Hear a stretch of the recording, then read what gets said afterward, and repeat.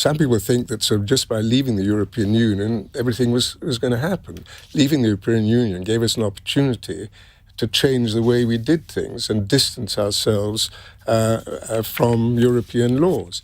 Well, none of that has happened. The only benefit we've had is that we'd now be paying 30 billion a year as our contribution to the European Union. And as strained as the Treasury says it is, that would have been a big hole in its budget. So at least we're not doing that. But we have we have the second biggest financial centre in the world, and people are deciding to list in the United States rather than the UK. Companies are going to, AstraZeneca decided to build a factory in Northern Ireland because of the increase in corporation tax that this government's introduced. This is a very anti-business government, and for a Conservative government to be like that, it's quite astonishing. So, in your view, to put it bluntly, we've bogged it up. Can you see yourself supporting the Conservatives as they are now? Will you be giving them money? No, certainly not. I can't give money to someone who doesn't stand for anything I believe in.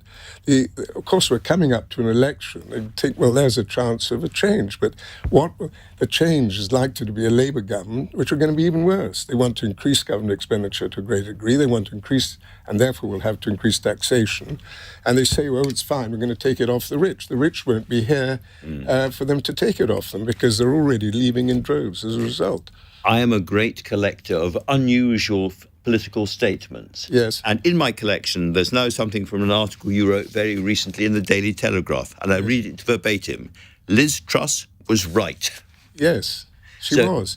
And I mean, what she wanted to do was right. Unfortunately, she didn't go about it in the right way. And you don't present a budget without presenting the arithmetic behind it, which she failed to do. If she'd waited a couple of months and got all the ducks in a row, I think there'd been a very different result. Because basically, she's talking about growing the economy, making some supply-side reforms, lowering taxation to create the incentives both for companies and individuals, and that's all been blown away. Why should people work harder when at 100,000 a year, which some people say it's rich? People on 100,000 are not rich. You're suddenly paying 60% marginal rate of tax. People between 50,000 and 100,000 a year are paying 40% tax, and they're still receiving benefits. So would you have preferred a parallel universe in which Truss and Kwarteng had acted more stealthily, more slowly, and stayed in power, and there hadn't been a Sunak-Hunt government to replace them? You would have preferred that. Yes, much preferred that.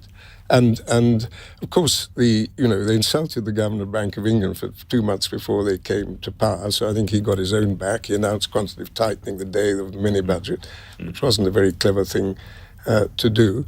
And I think he could have entered into the market in a much more effective way than he did.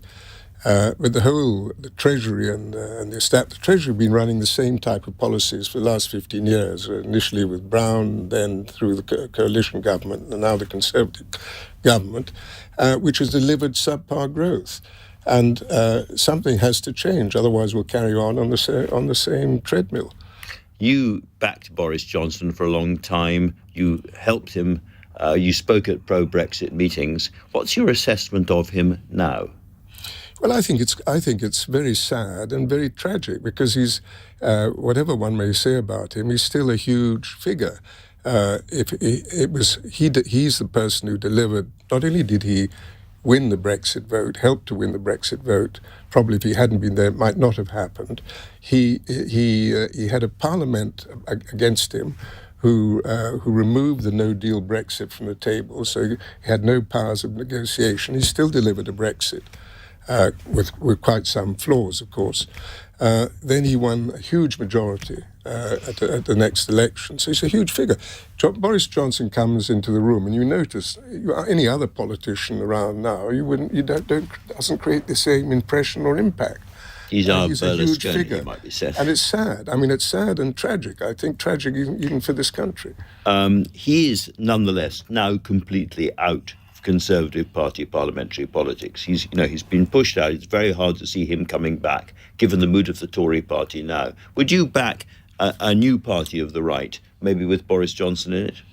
Yes, I'd certainly back a new party of the right. And if there's a Labour government which enters into coalition with Liberals, we might get proportional representation, which would then create room for a proper party of the right. It'd probably have to be in coalition all the time, but at least it could force through some of its policies. If Boris Johnson and Richard Tice came along and scratched their necks and said, any chance of a little cash, Rocco, you might be inclined to say yes. Well, I'd be willing to support, and I'm willing to support individuals in Parliament who have the right views and right ideas, and I don't see why I shouldn't do that with a party that did so as well.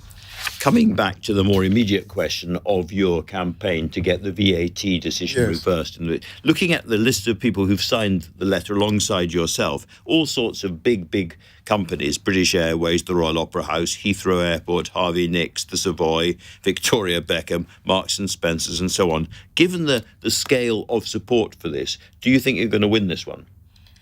I don't know. I think that for the time being, the government's kicked it into touch. We will consider it. That was the remark, and they said they can't do anything until the budget or in October. So I don't know, but we'll keep the pressure up. The Mail are going to continue to run the campaign, and I'm very hopeful because the right thing for the country, and it won't make the slightest bit of difference. Actually, it will probably add to the Treasury's coffers rather than reduce them.